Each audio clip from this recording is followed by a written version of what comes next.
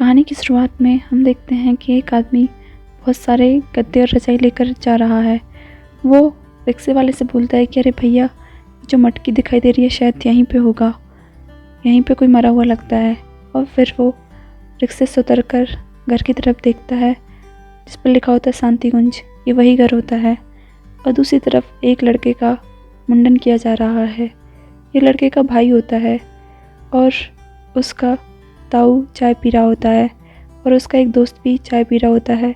और वो लड़का बहुत उदास होता है क्योंकि उसके बाल काटे जा रहे हैं। फिर वो अपनी शक्ल शीशे में देखता है। उसका दोस्त उसे पीछे से देखता है और फिर उसका मजाक उड़ाते हुए बोलता है, भाई तुम एकदम गजनी लग रहे हो। इस पर उसे और गुस्सा आता है और वो और ज़्यादा उदास हो जाता है। इस पर उसका ताऊ बोलता है, अरे तुम चुप करो, ये कोई मजाक करने का टाइम है। इसी तरफ हम देखते हैं कि जो लड़के की मासी होती है वो फ़ोन पर किसी से बात कर रही होती है। वो बताती है कि आस्तिक नाम था उसका, 5 महीने पहले ही शादी हुई थी, देखो बेचारा गुजर गया। फिर वो बताती है कि अरे लड़की तो मंगलिक नहीं थी, सब सही था, एकदम जन्मपत्री चेक किया था। दूसरी तरफ से और पूछने पे वो बताती है कि हाँ, उसकी पत्नी का नाम संध्या है। और वो एक कमरे की तरफ देखकर बोलती है कि कल से बेचारी बाहर ही नहीं निकली है। तभी पीछे से उसका बेटा आता है और बोलता है कि मम्मी पेप्सोडेंट कहाँ है, मुझे पेप्सोडेंट चाहिए। इस पर उसकी मम्मी बोलती है कि मैंने बैग में से नहीं निकाला है। फिर वो नीचे देखकर बोलती है, इतने सारे लोग तो आए हुए हैं, उनमें से ही किसी का यूज़ कर लो। और फिर वो आगे बातें करने लगती है। उसका बेटा उसके पास आता है और बोलता है, नहीं मम्मी, मुझे तो पेप्सोडेंट ही चाहिए, तुम्हें तो पता ही है कि मैं पेप्सोडेंट के अलावा और कुछ चीज़ यूज़ नहीं करता। इससे वो इरिटेट होकर नीचे आती है। दूसरी तरफ से औरत बोलती है कि तुम आस्तिक की माँ से बात कराओ। और वो नीचे जाते हुए बोलती है, इन लोगों को पेप्सोडेंट चाहिए, यहाँ पर मौत हो गई है। और वो आलोक को देखती है। फिर वो आस्तिक की माँ के पास जाती है। आस्तिक की माँ उस साथ चुपचाप बैठी हुई होती है, सूप बना रही होती है। तभी एक औरत उसके पास आती है और बोलती है कि संध्या कैसी है। इसका वो कोई जवाब नहीं देती। तभी फिर उसकी बहन वहाँ पर पहुँचती है और बोलती है कि जीजी आपसे कोई फ़ोन पर बात करना चाहता है। इस पर पहले तो वो मना कर देती है। फिर वो बताती है कि उसका बेटा IAS है, आप बात कर लीजिए। इस पर उषा फ़ोन उठाती है और बात करना स्टार्ट करती है। दूसरी तरफ से वो उससे पूछती हैं कि संध्या आपकी बहू कैसी है। इस पर वो अपने मन में सोचती है कि हर किसी को संध्या की पड़ी हुई है, कोई उनके बारे में तो पूछ ही नहीं रहा है। तो ये बाहर देखती है कि वो गद्दे वाला आदमी गद्दे और रजाई लेके आता है। पर आलोक नहा रहा होता है तो कहता है कि अरे यार, नहा तो लेने दो। इस पर फिर वो आदमी आस्तिक के बाप राजेंद्र को बताता है कि एक रजाई की कीमत 30 रुपये पर डे है। इस पर राजेंद्र बोलता है, क्या कोई लूट मच रही है क्या बात कर रहे हो। इस पर वो आदमी बोलता है कि ठीक है, फिर हम आपको डिस्काउंट दे देते हैं। इस पर राजेंद्र उदास हो जाता है और उसे गुस्सा भी आता है। वो बोलता है कि हमें डिस्काउंट नहीं चाहिए, आप ये कैसी बात कर रहे हैं, हमारे बेटे की मौत हुई है, हमें डिस्काउंट नहीं चाहिए, लेकिन जो जायज़ रेट है हम वही देंगे, हम सिर्फ 25 रुपये ही देंगे, हमें कोई डिस्काउंट नहीं चाहिए। वो उदास होकर बोलता है। ये देखकर उषा फ़ोन पर फिर से बात करने लगती है और दूसरी तरफ संध्या के बारे में उससे पूछा जाता है। वो बताती है कि वो अपने कमरे में है और हम देखते हैं कि एक लड़की अपने बेड पर लेटी हुई है। वो फेसबुक पर मैसेज पढ़ रही है कि रेस्ट इन पीस। यही संध्या होती है आस्तिक की पत्नी। और उसकी दोस्त ने उसके पति की मरने की खबर फेसबुक पर पोस्ट कर दी होती है, इसलिए उसे बहुत सारे फेसबुक पर कमेंट्स आ रहे होते हैं। उनको पढ़कर वो बोलती है कि सबने कॉपी पेस्ट किया हुआ है। तभी दरवाजे की घंटी बजती है, उलाला उलाला उलाला उलाला। इस पर सब लोग सोचते हैं, अरे ये कैसी घंटी है। और फिर हम देखते हैं कि संध्या के माँ बाप आते हैं। उषा हाथ जोड़कर उन्हें प्रणाम करती है और फिर संध्या की माँ गले मिलकर बहुत रोती है। और फिर वो संध्या के कमरे में आते हैं और फिर वो संध्या से गले मिलकर बहुत रो रही होती है, अरे बच्ची तुम ठीक हो, ये क्या हो गया, कैसे हो गया। लेकिन संध्या को एक भी आंसू नहीं आता। वो बिल्कुल नॉर्मल शांत खड़ी हुई है। देर बाद वो उसके गले से हटकर उससे पूछती है कि मम्मी, संचू और सानिया नहीं आए। इस पर उसकी माँ बोलती है, नहीं बच्ची, वो आके क्या करते। और फिर उसकी सास बोलती है कि मैं तुम लोग के लिए चाय लेके आती हूँ। और यह कहकर उषा जाने लगती है। वो दरवाजे पर ही होती है जाने के लिए तैयार। तभी पीछे से संध्या आती है और बोलती है, हम पेप्सी पियेंगे, हम चाय नहीं पीते। इस पर सब चौंक जाते हैं। और फिर संध्या की माँ उसके पास आती है कि तुम ठीक हो बेटी, तुम्हें क्या बात कर रही हो, पेप्सी नहीं पीते ऐसे में। इस पर फिर संध्या बोलती है, ठीक है, फिर आप हमारे लिए कुछ मत लाना, हमें वैसे भी चाय पसंद नहीं है, आप फिर इन लोगों के लिए ले आओ। और फिर उषा वहाँ से आ जाती है। तो पीछे से उसका बेटा आलोक आता है। वो बोलता है कि मम्मी, हमारे कमरे से बेड कहाँ निकाल दिया इन लोगों ने बाहर, ये कोई बात होती है। इस पर उसका ताऊ वहाँ आता है। वो कहता है कि तुम्हारे भाई की आत्मा को भी तो सोने की ज़रूरत पड़ेगी, इसलिए तुम्हारा बेड बाहर निकाल दिया है, और वैसे तुमने दाह संस्कार किया है, इसलिए तुम्हें 13 दिन तक ज़मीन पर ही सोना पड़ेगा बिना किसी बिस्तर के। इस पर आलोक बोलता है कि ये तो कोई बात नहीं, भाई ने कभी तो किसी के लिए कुछ नहीं किया और हम लोग उसके लिए इतना क्यों करें। इस पर उसका ताऊ बोलता है तुम ज़्यादा बातें मत बनाओ, 13 दिन की बात तो है, और हाँ तुम ड्रिंक भी नहीं करोगे, ना ही तुम स्मोक करोगे 13 दिन तक, और तुम बिना प्याज लहसुन के खाना खाओगे, वो भी एक टाइम। इस पर आलोक की माँ जो बहुत उदास और रो रही होती है और आलोक उसकी तरफ देखते हैं और आलोक कहता है ये कोई बात थोड़ी होती है। इस पर उसके ताऊ जी बोलते हैं तुमने अपने भाई का दाह संस्कार किया है, इसलिए तुम्हें 13 दिन तक नियम कानून मानने पड़ेंगे। ये सुनकर आलोक के दोस्त अर्जुन को बहुत हंसी आती है और वो हंसता फिर अपनी हंसी कंट्रोल कर लेता है कि 13 दिन तक आलोक को कोई स्मोकिंग ड्रिंकिंग नहीं करने देगा। फिर आलोक बेचारा बोलता है कि आप लोगों ने पहले तो ये नियम कानून नहीं बताए, अब बता रहे हो। इस पर उसकी माँ बोलती है अरे बेटे 13 दिन की बात तो है और वो भी तेरा सगा भाई है। ये सुनकर आलोक चुप हो जाता है, फिर वो ऊपर देखने लगता है। ऊपर से संध्या उन लोगों को देख रही होती है और उनकी बातें सुन रही होती है और आलोक उसे निहारा जा रहा होता है। आलोक की माँ और अर्जुन भी उसे देखकर ऊपर देखने लगते हैं और वो संध्या की तरफ देखते हैं। संध्या बिल्कुल नॉर्मल खड़ी हुई होती है जैसे कुछ हुआ ही नहीं हो। और फिर आलोक अपने कमरे में आता है अपने दोस्त के साथ और वो अपने बाकी बचे बेड की टांगों को उठा के साइड में रखता है। फिर वो कहता है कि ये कोई बात थोड़ी होती है कि हम लोगों को सारे सेक्रीफाई करने पड़े, उसने तो कभी हमारे लिए कुछ नहीं किया। क्या वो सोता ज़मीन पर मेरे लिए? हाँ, अगर मैं मर जाता तो। इस पर उसका दोस्त बोलता है अरे यार अगर तुम मर जाते तो तुम्हें क्या पता चलता, तुम्हें क्या ही फ़र्क पड़ता कि कोई क्या कर रहा है। इस पर आलोक अपनी पैंट ढूंढ रहा होता है और बोलता है अरे हटो यार तुम यहाँ से, तुम और दिमाग ख़राब कर रहे हो। फिर वो अपनी पैंट पहनता है और फिर उसका दोस्त उसके बेड के पायों को देख रहा होता है और चिढ़ा रहा होता है। फिर आलोक जाकर अपनी शक्ल शीशे में देखता है और वो देखता है कि वो गंजा है तो उदास होता है। फिर अपने दोस्त की तरफ देखता है। इस पर उसका दोस्त अर्जुन कहता है अरे यार तुम्हारे तो इंग्लिश के लेसन भी छूट गए हैं इस चक्कर में, अब तुम कैसे पढ़ पाओगे इंग्लिश और कैसे सीख पाओगे। इस पर आलोक और ज़्यादा उदास हो जाता है। फिर वो आगे कहता है अरे यार ये आस्तिक भैया ने हमें गंजा और भाभी को विधवा बना दिया। दूसरी तरफ संध्या आराम से अपना फ़ोन चला रही होती है और फेसबुक यूज़ कर रही होती है और उसकी माँ अपना सूटकेस खोलने की कोशिश कर रही है लेकिन वो खुलता नहीं है। इस पर संध्या वहाँ पर आती है और वो तड़ाक तड़ाक करके सब कुछ ओपन कर देती है।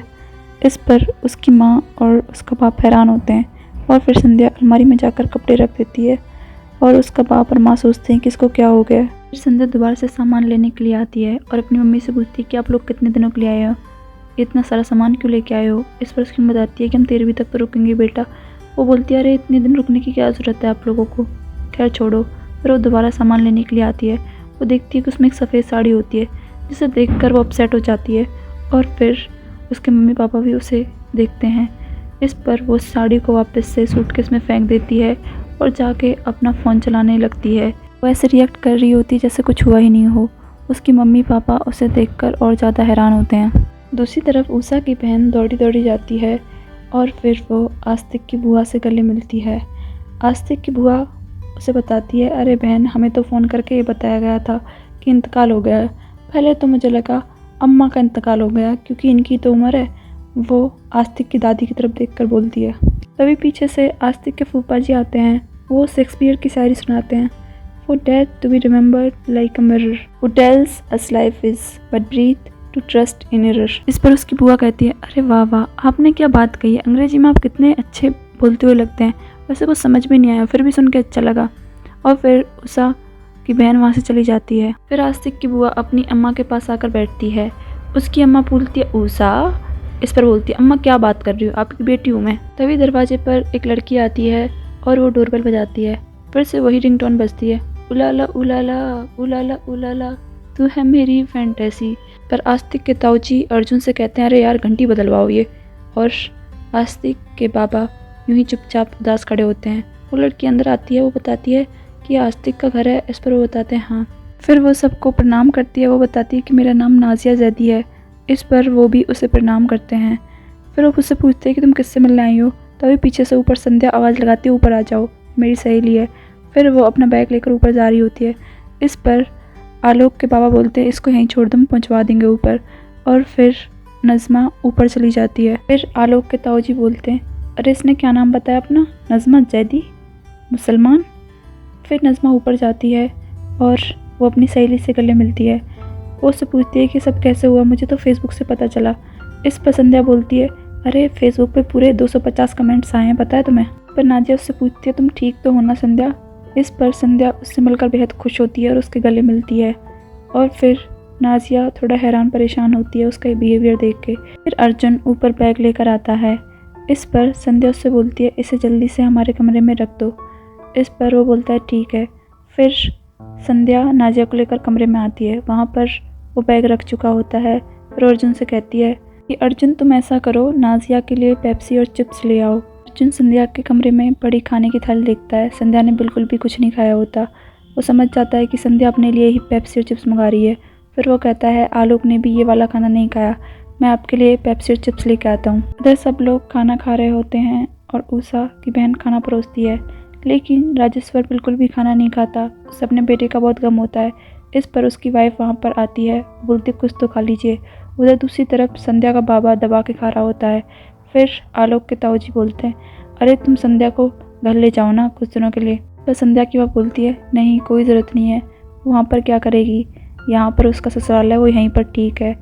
और सब लोग हैरानी से उसकी तरफ देखते हैं। फिर आस्तिक के फूफा जी बोलते हैं कि मुझे लगता है कि संध्या ट्रॉमा में चली गई है, इसलिए वो ऐसे बिहेव कर रही है जैसे कुछ नहीं हुआ हो। इस पर आस्तिक के ताऊजी बोलते हैं ये आदमी बिल्कुल पढ़ा लिखा और काफ़ी चीज़ों के बारे में नॉलेज रखता है। पर उसके फूफा जी कहते हैं कि हमें संध्या की दोबारा शादी के बारे में सोचना चाहिए, वैसे भी उसकी मरी क्या है और हम लोग तो मॉडर्न है वैसे भी। उधर नाजिया संध्या से बोलती है कि तुम्हें क्या हो गया, तुम तो ऐसे रिएक्ट कर रही हो जैसे कुछ हुआ ही नहीं हो, तुम्हारे तो पति की डेथ हो चुकी है। इस पर संध्या बोलती है हाँ हो तो गई है। फिर वो उसके जूतों की तरफ देखती है, उसके पति के जूते रखे हुए होते हैं। फिर वो कहती है अरे हमें रोना ही नहीं आ रहा, हमें बिल्कुल भी, हम क्या करें। फिर संध्या उसे बताती है कि बचपन में हमारे पास कैटरीना नाम की एक बिल्ली थी, वो एक दिन कार के नीचे आ गई और वो मर गई। उस दिन हम बहुत रोए, हम 3 दिन तक रोते रहे और हमने कुछ भी नहीं खाया। लेकिन अब ऐसा कुछ नहीं लग रहा हमें तो और ज़्यादा भूख लग रही है और ना ही हमें रोना आ रहा है। सुनकर उसकी फ्रेंड बड़ी हैरान हो जाती है और वो सोच में पड़ जाती है। रात को फिर संध्या की माँ उसकी नज़र उतारने के लिए सामान लेके आती है और फिर उसे थाली में रखकर उसकी नज़र उतारने लगती है। इस पर संध्या बोलती है अरे माँ ये तुम क्या कर रही हो, तुम बचपन में भी ऐसे किया करती थी और क्या हुआ कि तुम्हारे अच्छे मार्क्स आ जाएंगे। इस पर उसकी माँ बोलती है तो तुम्हारे अच्छे मार्क्स आए ना, तुमने टॉप तो किया था और तुम्हें क्या चाहिए। फिर संध्या बोलती है तो उसका क्या फ़ायदा हुआ, MA करके भी मैं घर पे ही बैठी हूँ और मेरा पति भी मर गया है। इस पर उसकी माँ कहती है चुप रहो और फिर वो उस धूनी को उस आग में डाल देती है जिससे कि बहुत ज़्यादा धुआं होने लगता है। इस पर वो बोलती है अरे यार मैं वैसे तो नहीं मरूंगी लेकिन इस धुएं से ज़रूर मर जाऊंगी, माँ तुमने क्या किया। और तभी बाहर से लोग दरवाज़ा पीट रहे होते हैं, इसकी वजह से वो उसे जाकर बाहर रख देती है और बाहर आस्तिक की माँ उषा और अर्जुन खड़े होते हैं। संध्या की माँ दरवाज़ा खोलती है और संध्या पीछे से आकर बोलती है कि बाहर गली में लोगों ने कुछ जलाया हुआ है जिसकी वजह से इतना धुआं हो रहा है। इस पर अर्जुन कहता है कि हाँ गली में कुछ लोग टायर वगैरह जलाते रहते हैं, इस वजह से धुआं हो जाता है, वैसे मैंने उनसे बोला है। फिर उषा बोलती है कि मुझे आस्तिक के कुछ पेपर्स चाहिए इनकम टैक्स वगैरह के, तो तुम मुझे दे देना। वहाँ से चली जाती है। फिर अर्जुन संध्या से कहता है कि नजमा जी को भेज दो, घर में सूतक चल रहा है इसलिए मैं उन्हें कुछ खिला लाता हूँ। उधर छत पर आस्तिक के ताऊजी ड्रिंक कर रहे होते हैं और जाम लगा रहे होते हैं चखने के साथ। तभी उनकी नज़र आलोक पर पड़ती है, वो स्मोकिंग कर रहा होता है। उसे देखकर वो बोलते हैं कि तुम यहाँ क्या कर रहे हो, तुम्हें शर्म आनी चाहिए, अभी तो 13 दिन पूरे भी नहीं हुए। इस पर आलोक कहता है कि आप कौन सा नियम कानून फॉलो कर रहे हैं जो आप मुझसे बोल रहे हो। इस पर उसके ताऊजी बोल रहे हैं तुम यहाँ से चले जाओ। इस पर आलोक वहाँ से चला जाता है। नाजिया बाहर आती है, आलोक बाइक लेकर खड़ा होता है। वो उससे बोलता है कि मैं आपको चिकन बिरयानी खिलाऊंगा। इस पर नाजिया उसे बताती है कि मैं तो शाकाहारी हूँ। इस पर वो बोलता है कैसे।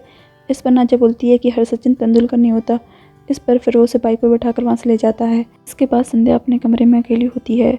वो आस्तिक का अलमीरा खोलती है और उसमें से वो ड्रॉर ओपन करके वो डॉक्यूमेंट्स निकालती है इनकम टैक्स वाले।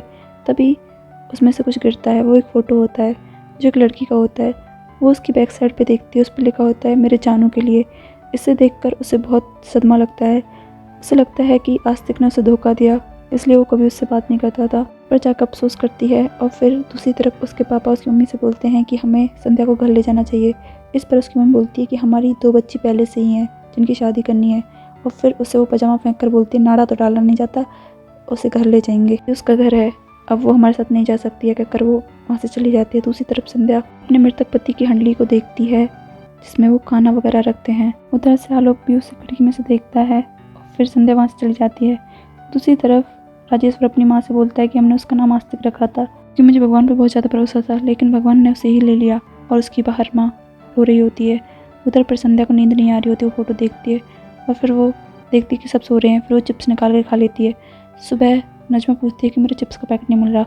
इस पर संध्या बोलती है, अरे वो तो मैंने खा लिया। संध्या के मन में वो फ़ोटो ही चल रहा होता है। झुमरी चाय लेकर आती है। नजमा चाय पीने वाली होती है। झुमरी बोलती है कि आपका रेड वाला कप है। बताती है कि आपके लिए स्पेशल चाय है। वो उसे पीती है, वो काफ़ी मीठी होती है। इस पर संध्या बोलती है, अरे तुम रहने दो, वो दूसरी बना लाएगी। इस पर झुमरी बोलती है, अरे दीदी मुझे बहुत सारे काम करने हैं और अम्मा को भी चाय पिलानी है। इस पर वो बोलती है, अरे दादी को चाय मैं पिलाऊंगी। इस पर वो झुमरी वहाँ पर चाय रख देती है और वो उसे बोलती है कि तुम इनकम टैक्स पेपर लेके जाओ। फिर वो वहाँ से चली जाती है। बाहर आके वो डॉक्यूमेंट्स देती है। संध्या के पापा और फूफा जी दोनों अस्थियां विसर्जन के लिए साथ में जाने के लिए तैयार होते हैं। इस पर ताऊ जी आते बोलते, तुम लोग कहाँ के लिए तैयार हो रहे हो? बस 4 लोगों के लिए कार में सीट बुक हुई है, पहले बता दो तो शायद चल पाते। फिर वो बाहर आके राजेश्वर को बताता है कि आस्तिक की अस्थियों की पर्ची नहीं मिल रही है, उसके बिना हम कैसे उसे गंगा में बहाएंगे, हम उसे पहचानेंगे कैसे? इस पर सब परेशान हो जाते हैं। तभी ऊपर से अर्जुन बोलता है, अरे वो पर्ची की बात करे, वो तो मेरे पास है। इस पर ताऊ जी बोलते हैं, तुझे शर्म नहीं आती? हम इतनी देर से परेशान हो रहे हैं। इस पर वो बोलता है, आपने तो बोला था कि घंटी बदल दो। पर्ची लाके आस्तिक के पिता राजेश्वर को दे देता है। उधर फूफा जी नाराज होकर बैठ जाते हैं कि मुझे वो हरिद्वार नहीं ले जा रहे, हमारी तो कोई इज्जत ही नहीं इस घर में। उधर पर संध्या दादी को चाय पिलाती है और चाय पिलाने के बाद उसे वो फ़ोटो दिखाती है। वो बताती है कि मुझे आस्तिक के वहाँ से मिला। वैसे लड़की इतनी सांवली सी है, नाक भी छोटी है। आपको पता है दादी ये कौन है? इस पर दादी बोलती है कि हाँ, ये आस्तिक की गर्लफ्रेंड है, ये यहाँ पर आती जाती थी। लोग हरिद्वार के लिए निकलने वाले होते हैं, तभी वहाँ पर एक रिश्तेदार और आता है। वो काफ़ी नाराज़ होते हैं। एक्चुअली उनका मेन मकसद होता है बिजनेस लोन करवाना। वो राजेश्वर से इस बात पर बहस करते हैं कि आपने पहले भी हमारा बिजनेस लोन नहीं निकलवाया था और आपने अपने बेटे के बारे में भी नहीं बताया। इस पर ताऊ जी बोलते हैं कि तुम यहाँ पर लड़ने आए हो, क्या करने आए हो? यहाँ पर शोक का माहौल है। फिर वो शांत हो जाता है। दूसरी तरफ संध्या बुक में वही फ़ोटो देख रही होती है। फिर वो अपनी दोस्त से बोलती है, मुझे गोलगप्पे खाने हैं। इस पर उसकी दोस्त बोलती है, तुम क्या बात कर रही हो, इस माहौल में तुम कैसे निकल पाओगी बाहर? फिर संध्या पेट दर्द का बहाना करके डॉक्टर के पास जाने के लिए बोलती है। इस पर उसकी सास उसका सर चेक करती है, बोलती है बुखार तो नहीं है। फिर बोलती है, अरे बेटी इस माहौल में जाना ठीक नहीं है, अभी तो सूतक चल रहा है। लो फिर तुम ऐसा करो, किसी को साथ ले जाओ। इस पर तुलिका बोलती है, अरे बहन तुम क्या बात कर रही हो, अब ये क्या घर में कैद रहेगी, इसे जाने दो। इस पर उषा उसे पैसे देती है और वहाँ से भेज देती है। वो अस्थियाँ लेके हरिद्वार पहुँचते हैं। पीछे से एक आदमी बोलता है कि मैं आपको डिस्काउंट दे दूंगा। इस पर राजेश्वर को गुस्सा आता बोलता है, मेरा बेटा मर गया, क्या तुम मुझे डिस्काउंट दोगे? इस पर वो आदमी चुप हो जाता है। उधर संध्या झूठ-मूठ की डॉक्टर की अपॉइंटमेंट लेती है और दूसरी तरफ वो लोग चप्पल जूते उतार रहे होते हैं। ताऊ जी बोलते हैं अर्जुन से कि तुम हमारे साथ जाके क्या करोगे, तुम चप्पल जूतों का ध्यान रखो, यहाँ पे चोर बहुत हैं। लोग अस्थियों के विसर्जन के लिए हवन करते हैं और दूसरी तरफ संध्या गोलगप्पे खा रही होती है और गोलगप्पे वाले से बोलती है कि भैया और तीखा बनाओ। इस पर उसकी सहेली बोलती है कि कोई देख लेगा। उसके बाद फिर वो एक कैफ़े जाती है, वहाँ पर वो पेप्सी पीती है। उधर आलोक को ठंड लग रही होती है। ऊपर से पंडित बोलता है कि हमें अस्थियाँ गंगा के बीचों बीच बहानी होगी। इस पर आलोक बोलता है कि इतनी दूर जाने की जरूरत है। इस पर वो बोलता है कि इससे सारे पाप धुल जाते हैं, आत्मा स्वर्ग में जाती है। दूसरी तरफ संध्या अपनी फ्रेंड को वो फ़ोटो देती है। उसकी फ्रेंड वो फ़ोटो को देखती है और फिर वो उसके पीछे लिखे हुए शब्दों को देखती है, मेरे जानू के लिए। उसे देखकर वो चौंक जाती है और संध्या बहुत गुस्से में होती है। उधर फिर वो लोग गंगा के बीचों बीच पहुंच जाते हैं। पंडित अपनी कहानी सुनाता है कि कैसे गंगा के स्पर्श से अस्थियों के मालिक के सारे पाप धुल जाते हैं और स्वर्ग में जाते हैं। पर आलोक कहता है बस अब तो हम काफ़ी दूर आ गए हैं। इस पर पंडित कहता है बस थोड़ी दूर और। फिर आलोक अपने हाथ की तरफ देखता है, उसके रोंगटे खड़े हो रहे होते हैं ठंड के कारण। और दूसरी तरफ संध्या अपनी फ्रेंड पर गुस्सा दिखाते हुए बोलती है कि उसने मेरे साथ बेवफाई की है। और फिर राजेश्वर और आलोक उसकी अस्थियाँ गंगा में बहा देते हैं और विसर्जित करने के बाद हाथ जोड़ते हैं। शाम को संध्या घर वापस आती है और वो आस्तिक की मटकी देखकर बोलती है, तुमने मुझसे कभी बात नहीं की और तुमने मेरे साथ बेवफाई की, मैं तुम्हें कभी माफ़ नहीं करूँगी। यह कहकर वो घर के अंदर आती है। वहाँ पर आलोक सबको बता रहा होता है कि भैया स्वर्ग में होंगे, गंगा मैया ने सारे पाप धो दिए उनके। इस पर उसकी माँ बहुत रोती है और फिर संध्या बोलती है कि गंगा मैया कौन होती है, उसके पाप धुलने वाली, उसको माफ़ करने वाली। आस्तिक ने गलत तो मेरे साथ किया, यह कहकर ऊपर जाती है। उसकी दोस्त उसे समझाती है कि क्या पता ऐसा कुछ ना हो, तुम गलत सोच रही हो। पर संध्या बोलती है कि अब ये पूछने में ऊपर थोड़ी जाऊंगी, उस आदमी ने कभी मुझसे ढंग से बात भी नहीं की। और फिर पौधों को पानी लगाती है। दूसरी तरफ आलोक अपने भाई का खाना मटकी में रखता है और हाथ जोड़ता है। उधर झुमरी संध्या को बुलाने आती है कि भैया के ऑफिस से कुछ लोग आए हैं, बाहर आइए। संध्या बाहर जाती है। वो एक शख्स को देखकर बड़ा चौंक जाती है। वो उसकी तरफ देखती है। ये कोई और नहीं, ये वही फ़ोटो वाली लड़की होती है। फ़ोटो वाली लड़की बताती है कि मेरा नाम आकांक्षा है। मैं आस्तिक की कलीग हूँ। फिर संध्या बोलती है कि आस्तिक के ऑफिस के कुछ पेपर्स मेरे पास पड़े हैं, आप उन्हें ले जाइए। फिर वो अपनी सास से बोलती है कि इन्हें मेरे साथ अंदर जाना होगा। फिर वो उसे अंदर ले जाती है और उसके बाद वो लड़की बैठ जाती है तो संध्या उसे वही फ़ोटो दिखाती है। इस पर आकांक्षा रोने लगती है। फिर संध्या देखती है कि उसके नेल्स बहुत सुंदर है। ये देखकर आकांक्षा थोड़ा नर्वस फील करती है और वो अपने हाथ छुपा लेती है और फिर वो उसकी तरफ देखकर फिर वो उसके साथ बैठ जाती है और फिर वो कहती है कि तुम्हारी वजह से मेरे पति ने मुझे कोई बात नहीं की, तुम लोगों ने मेरे साथ धोखा क्यों किया। इस पर आकांक्षा बोलती है कि ऐसा कुछ भी नहीं है, तुम गलत सोच रही हो, शादी के बाद उसने मुझसे कभी बात नहीं की। इस पर संध्या बोलती है कि तुम एक ऑफिस में काम करते थे और पता है मैंने एक बार उसके लिए शर्ट ली बहुत प्यार से, लेकिन उसने वो कभी नहीं पहनी। मुझे तो ये तक नहीं पता कि उसका फेवरेट कलर कौन सा है। इस पर आकांक्षा उसे बताती है कि उसका फेवरेट कलर ब्लू है, उसे ब्लू सबसे ज़्यादा पसंद है और फिर वो चली जाती है। फिर हम देखते हैं कि संध्या अलमारी से सारी शर्ट निकालती है और उसे बेड पर रखती है। वो देखती है कि सारी शर्टों का कलर ब्लू है, सिर्फ एक शर्ट को छोड़कर वो पैकेट में बंद होती है। उसे वो उठाती है, वो अपनी सहेली को बताती है कि मैंने ये शर्ट खरीदी थी उसके लिए, लेकिन उसने कभी नहीं पहनी। फिर अपनी सहेली को बताती है कि देखो वो लड़की मुझे ये दे के गई फ़ोटो वाली। ये एक विजिटिंग कार्ड होता है जिस पर नाम लिखा होता है आकांक्षा रॉय, वाइस प्रेसिडेंट मार्केटिंग। आस्तिक की माँ अपने पति को कम्बल उड़ाते बोलती है सब ठीक हो जाएगा, आप गुरुजी पे विश्वास करो।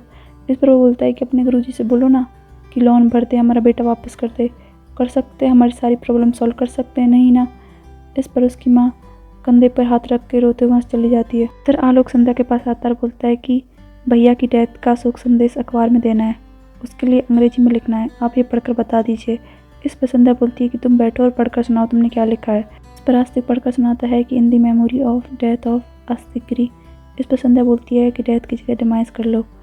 फिर वो करता है। फिर वो आगे बोलता है कि अवर रिस्पेक्टेड आस्तिक गिरी। इस पर संध्या बोलती है रिस्पेक्टेड नहीं, बिलव्ड कर दो। इस पर वो बोलता है कि लड़कों के लिए बिलव्ड लिख सकते हैं। इस पर संध्या बोलती है हाँ, लड़के लड़की दोनों के लिए लिख सकते हैं। फिर उससे वो रजिस्टर लेती है और बोलती है कि तुम जाओ, मैं ठीक करके तुम्हें दे दूँगी। फिर संध्या आकांक्षा से मिलने कैफ़े जाती है। आकांक्षा उसे बताती है कि वो वैलेंटाइन डे पे बस ईमेल पर ही कार्ड्स वगैरह भेजा करता था। जानकर संध्या खुश होती है कि वो रोमांटिक तो था कम से कम। फिर उससे पूछती है कि तुम मुझे उन सब चीज़ों के बारे में बताओ जो उसे करना पसंद था, उसे कहाँ घूमना पसंद था। वो उसके बारे में सब कुछ जानना चाहती है जिससे कि वो उसकी यादों के सारे जी सके। ये बात जानकर आकांक्षा उससे वादा करती है। वो उसे सबसे पहले अपने ऑफिस ले जाती है और वहाँ पर आस्तिक का कैबिन दिखाती है। उसे देखकर उसे अच्छा लगता है और फिर संध्या उसके कैबिन में जाती है। वहाँ पर आकांक्षा फ़ोन पर बातें करती रहती है। संध्या उससे मिलकर उसके साथ रहकर बहुत खुश होती है। वो उसके जैसे ही बनना चाहती है और धीरे धीरे वो उसी के जैसे बनने की कोशिश भी करने लगती है। नेल्स देखती है और फिर खुद को शीशे के सामने निहारती है और मन ही मन खुश हो रही होती है। आकांक्षा फिर उसे हर जगह घुमाती है जहाँ पर आस्तिक जाता था। उसे दिन गुरुजी आस्तिक की आत्मा की शांति के लिए घर में भागवत गीता का पाठ करते हैं। उसे देखकर फूफा जी ताऊ जी से बोलते हैं कि इनका ऑरा बड़ा ही अच्छा है। इस पर फूफा जी बोलते हैं तुम इंग्लिश बहुत अच्छी बोलती हो, ऐसे मुझे कुछ समझ में नहीं आया कि तुम क्या बोल रहे हो। और फिर तुलिका देखती है कि उसका बेटा गेम खेल रहा है, वो ध्यान से गीता नहीं सुन रहा। इस पर वो उसे खींचकर एक रैपट लगा देती है और बाहर राजेश्वर आस्तिक के पिता चुपचाप गुमसुम बैठे हुए हैं। दादी सो रही होती है तो संध्या और नज़मा वहाँ से भाग जाती हैं चुपचाप से। वो मेट्रो में बैठकर घूमने निकल पड़ती है और संध्या एक कपल को देखकर बहुत खुश हो रही होती है। एक बार फिर से उसकी ज़िंदगी में रंग भरने लगा है। फिर वो आकांक्षा से मिलते हैं और सेलिब्रेट करते हैं। घर आकर भी बेहद खुश होती है। वो शीशे में खुद को निहारती है और फिर चश्मे लगाकर स्टाइल मारती है। संध्या की इन खुशियों को बस नज़र लगने वाली होती है। जब वो रात को घर पर होती है, दादी को खाना खिला रही होती है, तभी वो पड़ोस वाले रूम से सुनती है कि उसकी शादी की बात की जा रही है।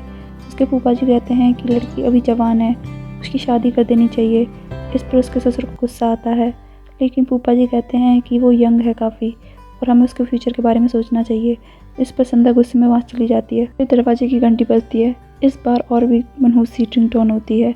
उसे सुनकर ताऊ जी बोलते हैं ये क्या लगा दिया। इस पर अर्जुन बोलता है 50 रुपये में यही लगेगा। LIC एजेंट तरुण आता है। फूफा जी उसे नमस्कार करते हैं और बिठाते हैं। फिर वो सबको बताता है कि आस्तिक के नाम 50 लाख की LIC पॉलिसी थी जिसकी नॉमिनी उसकी पत्नी है संध्या। वो कहता है कि मुझे आपकी बहू के साइन चाहिए होंगे। फिर संध्या की मम्मी भागी भागी जाकर संध्या को लेके आती है और फिर संध्या आकर उन पेपर्स पर साइन करती है। बाहर आकर सब रिश्तेदार झगड़ा करते हैं कि हमारे साथ धोखा हुआ है। इस पर वो फूफा जी को ब्लेम करते हैं। इस पर फूफा जी बोलता है अरे उन्होंने अपने पिताजी को तो बताया होगा कि उन्होंने नॉमिनेशन उनकी बहू को बनाया है। इस पर राजेश्वर कहता है कि क्या फ़र्क पड़ता है, वैसे भी सबसे ज़्यादा डिपेंडेंट मेरी बहू ही थी उस पर, उसके पति नहीं रहा, इसलिए उसने उसको नॉमिनी बनाया। हमारे सर पर तो फिर भी छत है, यही काफ़ी है मेरे लिए। इस पर ताऊ जी बोलते हैं तुम क्या बात कर रहे हो, तुम्हें पता है इस पर कितना लोन है। तभी संध्या के पिताजी वहाँ पर आ जाते हैं तो सब लोग चुप हो जाते हैं। उधर संध्या की माँ संध्या की चापलूसी करना स्टार्ट कर देती है। संध्या से कहती है कि तुम यहाँ रहकर अब क्या करोगी, तुम मेरे साथ चलना और अपने फ्यूचर के बारे में सोचो। इस पर संध्या हैरानी से उसकी तरफ देखती है और फिर उसकी माँ बोलती है कि अब यहाँ पर रखा ही क्या है, तुम्हारा पति तो गुजर गया है। दूसरे दिन संध्या आकांक्षा के घर पर जाती है। वो उसके बहुत सारे पिक्स देखती है और फिर वो उसके किचन में जाती है। वहाँ पर संध्या वही ग्रीन टी का पैकेट रखा देख लेती है जो उसका पति पीता है। वो उससे पूछती है कि क्या तुम ग्रीन टी पीती हो। इस पर आकांक्षा बोलती है नहीं, मुझे तो ये बहुत बेकार लगती है। इस पर संध्या बोलती है कि मेरे पति को बहुत पसंद थी। इस पर आकांक्षा बोलती है हाँ, उसे बहुत पसंद थी। इस पर संध्या को उस पर शक हो जाता है। फिर आकांक्षा उसे अपने बेडरूम में ले जाती है और फिर वो उसे बालकनी का व्यू दिखाकर बोलती है कि तुम्हें कैसा लग रहा है ये। इस पर संध्या बोलती है कि सब कुछ बहुत अच्छा है, तुम्हारा घर अच्छा है, बालकनी अच्छी है, तुम्हारा बेड भी अच्छा है। वैसे मेरा पति कौन सी साइड पे सोता था। ये सुनकर आकांक्षा को झटका लग जाता है। फिर संध्या आगे कहती है कि तुम मुझे बताओ ना कौन सी साइड सोता था। मेरे पति ने आज तक मुझसे बात नहीं की और उसका कारण सिर्फ तुम हो क्योंकि तुम उसकी सारी ज़रूरतें पूरी करती रही। इस पर आकांक्षा शौक में खड़ी हो जाती है और फिर वो बेड पर बैठकर बोलती है कि तुम्हारी सोच ऐसी मुझे नहीं पता था, तुम इतना गंदा सोचती हो। तुम्हें पता है कि वो किस तरह से प्यार करता था, हमारा प्यार किस तरह का था। तुम कभी नहीं जान सकती कि तुम्हारे दिमाग में सिर्फ गंदगी भरी है। इस पर संध्या को थोड़ा अफसोस होता है और फिर वो वहाँ से चली जाती है और आकांक्षा रोती रहती है। वो मेट्रो स्टेशन पहुँचती है। वो अपने आप को ठगा हुआ सा महसूस करती है। उसे समझ नहीं आता कि उसके साथ क्या हो रहा है। उसके बाद वो घर आती है और अपने पति की ब्लू शर्ट निकालकर उसे पहनकर शीशे में खुद को देखती है। आज उसे उसकी याद आ रही होती है। फिर वो शर्ट को उतार देती है जो ज़मीन पर गिर जाती है। उसके बाद वो सिसकियाँ भरती है। दूसरी तरफ आस्तिक के पिंडदान उसके भाई के द्वारा किए जाते हैं और उसके बाद जो हंडली में उसे खाना प्रोवाइड किया जाता है, उसके बाद पंडित बोलता है कि अब ये तुम फोड़ दो। संध्या ये सब ऊपर से देख रही होती है। फिर आस्तिक उस हंडली को फोड़ देता है। पंडित बोलता है कि अब इसकी आत्मा आज़ाद हो गई और स्वर्ग की ओर प्रस्थान कर चुकी है। संध्या ये देखकर बेहद दुखी होती है। वो कहती है कि मैंने तुम्हें माफ़ किया आस्तिक, और फिर वो यह कहकर रोने लगती है। उसकी फ्रेंड आती है। वो बोलती है कि तुम्हें क्या हो गया। इस पर संध्या उसे बताती है कि मैंने आस्तिक को माफ़ कर दिया नजमा, और मुझे बहुत रोना आ रहा है, भूख भी बहुत ज़्यादा लग रही है। इस पर नजमा उसे गले लगा लेती है। रात को जब राजेश्वर हिसाब कर रहा होता है तो संध्या वहाँ पर आती है, बोलती है कि मैं आपकी मदद कर देती हूँ, आप लिखते जाना और कैलकुलेट करते जाना, मैं बोलती रहूँगी। इस पर वो बोलता है ठीक है। फिर वो बताना स्टार्ट कर देती है। बीच में वो गड़बड़ कर देती है, फिर वो करेक्ट करती है। फिर वो बोलती है कि बहुत खर्चा हो गया पिताजी। इस पर बोलता है हाँ तुम चिंता मत करो, और फिर वो उससे वहाँ से जाने के लिए बोलता है कि मैं खुद कर लूँगा, तुम जाओ सो जाओ। सुबह सारे रिश्तेदार मिलकर ज़बरदस्ती राजेश्वर को LIC एजेंट तरुण के पास लेकर आते हैं और उससे नॉमिनी चेंज करने के लिए बोलते हैं। इस पर तरुण कहता है कि मिस्टर राजेश्वर, आप भी अपनी विधवा बहू को धोखा देना चाहते हो।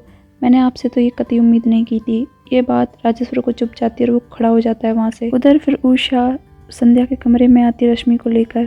फिर वो नजमा से कहती है कि नजमा तुम बाहर चली जाओ बच्ची, मुझे संध्या से अकेले में कुछ बात करनी है।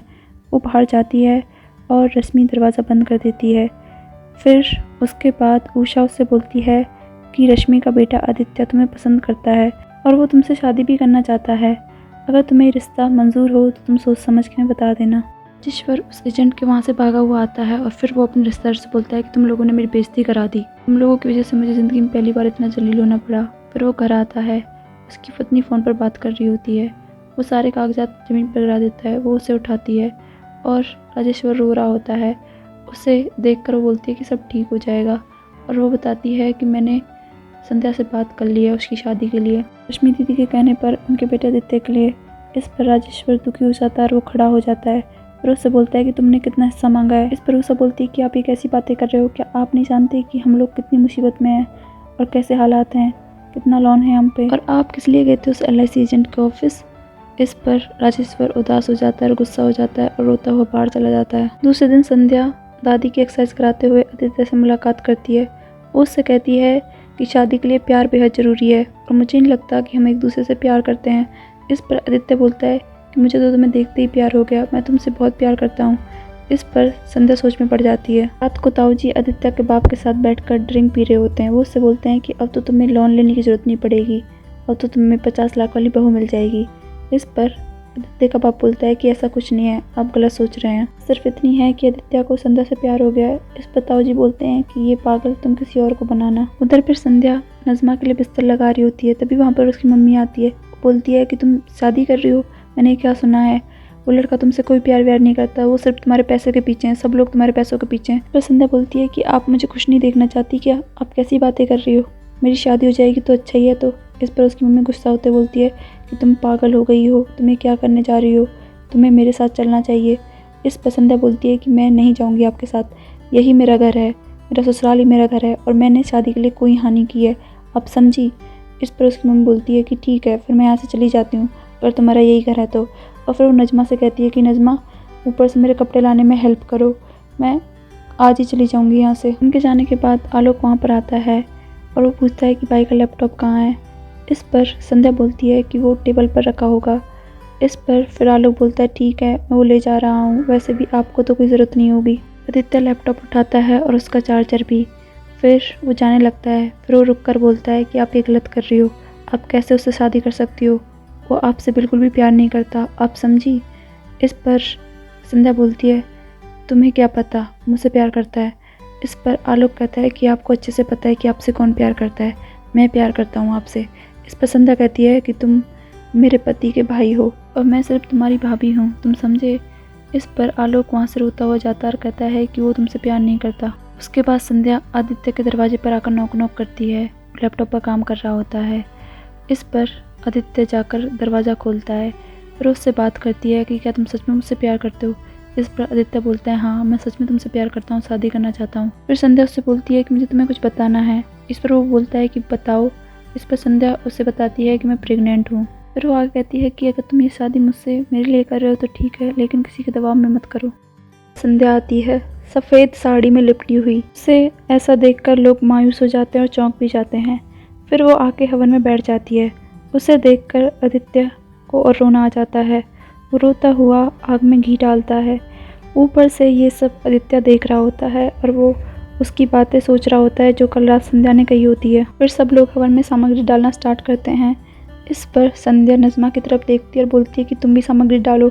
इस पर ताऊ जी अपनी शक्ल बनाते हैं तो संध्या बोलती है कि यहाँ पर सब मॉडर्न है, तुम डालो। और फिर नज़मा डालती है। वहाँ पर आदित्य आता है और मम्मी से कहता है कि मम्मी मुझे आपसे बहुत ज़रूरी बात करनी है, मेरे साथ चलो, और उसे ले जाता है। थोड़ी देर में हवन संपन्न होता है। सब लोग हाथ जोड़कर खड़े होते हैं और सब बारी बारी से हवन की पूजा करते हैं। वहाँ से मौका देखकर संध्या आस्तिक की दादी के पास आती है और उससे बातें करना स्टार्ट करती है। वो दादी से कहती है कि आप सबसे पहले आस्तिक के पास जाओगे तो आप उसे सब कुछ समझा देना। मैं बस 13वीं तक यहाँ पर रुकी थी और इन 13 दिनों में मैंने काफ़ी कुछ सीखा ज़िंदगी के बारे में। जब लड़की समझदार हो जाती है तो लोग उसे पगलेट कहते हैं। और दूसरी तरफ आदित्य सारा सामान पैक करके वहाँ से जा रहा होता है। फिर आगे संध्या बोलती है मुझे एक बात समझ में आ गई है कि अगर हम खुद अपनी ज़िंदगी के फैसले नहीं लेंगे तो दूसरे लेने लगेंगे, चाहे वो हमें पसंद हो या ना हो। इस पर दादी मुस्कुराती है। उधर आदित्य गुस्से में वहाँ से चला जाता है, सबको टाटा बाय बाय बोल के। और फिर ताऊ जी उसके बाप से पूछते हैं कि आदित्य क्यों चला गया। इस पर वो बताते हैं कि संध्या ने शादी के लिए मना कर दिया। इस पर फिर आदित्य की माँ रश्मि कहती है कि हाँ, क्योंकि संध्या आस्तिक के बच्चे की माँ बनने वाली है। इस पर उषा बोलती है कि ये कैसे हो सकता है, हमें तो उसने बताया नहीं। इस पर वो बोलती है कि हो सकता है, इसलिए वो शायद डॉक्टर के चक्कर लगा रही थी, उसने ये बात खुद आस्तिक को बताई है। इस पर तभी आदित्य की बहन आती है और बोलती है वो झूठ बोल रही हैं, वो प्रेग्नेंट नहीं है क्योंकि उन्हें पीरियड्स हो रहे हैं। मैंने कल ही उनसे पैड मांगा था और उन्होंने बोला कि मुझे भी पीरियड्स हो रहे हैं, 2 ही पैड बचे हैं। इस पर ताऊ जी कहते हैं वाह वाह बेटे, क्या संस्कार है, और दिखाओ अपने बच्चों को पैडमैन की मूवी। वो आदित्य के बाप से बोलता है।